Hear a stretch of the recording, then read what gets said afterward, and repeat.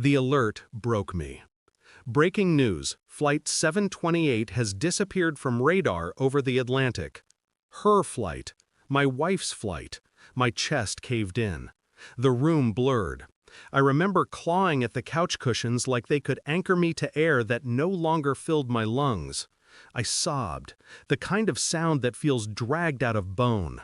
Then, the lock turned. The front door opened. She stepped in. Hair tangled, uniform creased, eyes hollow with exhaustion. For a moment, relief shattered me. "You're home?" My voice cracked into something unrecognizable. She froze when she saw the TV. Her lips parted. The blood drained from her face. She wasn't supposed to be here. Her flight was supposed to be dawn. And in that silence, my grief twisted into something colder, something heavier. Because I wasn't just seeing my wife. I was seeing a lie walk through my front door. She mumbled something about being rescheduled, technical delays. "Lucky, really," she whispered. Her hand trembled as she picked at her sleeve. I watched her, every blink, every shallow breath. The story sat wrong. Too rehearsed, too thin. I wanted to believe her. I almost did. But the news anchor's voice still echoed in my skull. All passengers presumed lost. If her flight had vanished, then who had she been flying with? That night she slid into bed, her body curling toward mine. I stayed rigid, awake, counting the gaps in her breathing. Her scent wasn't right. A different cologne clung faintly to her hair. Not mine, not hers. My mind replayed the moment she'd seen the TV, the split second before her words. The fear wasn't about a plane.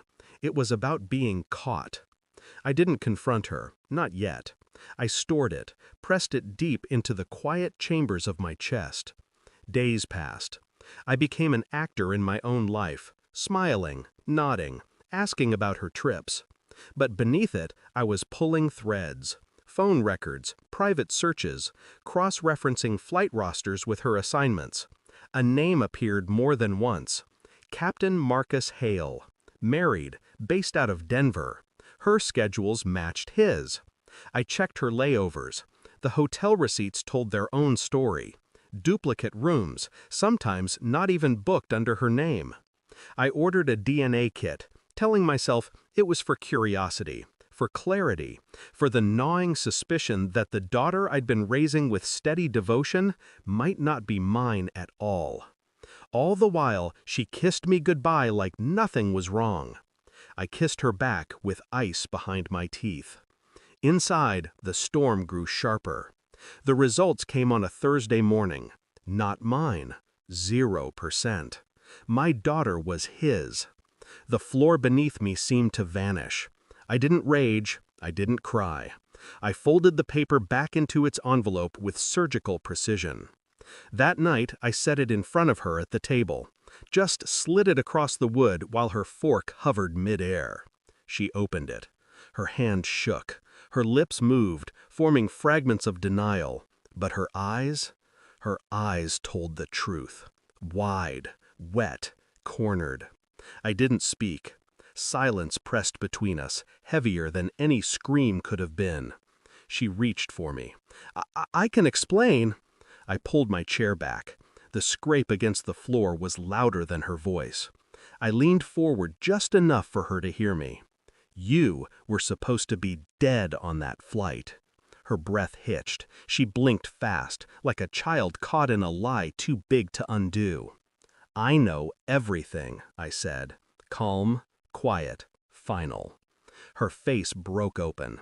Desperation poured out in fragments. Apologies, excuses, pleas. I stood, walked to the bedroom, collected a suitcase I'd already packed. I didn't slam the door when I left. I closed it gently.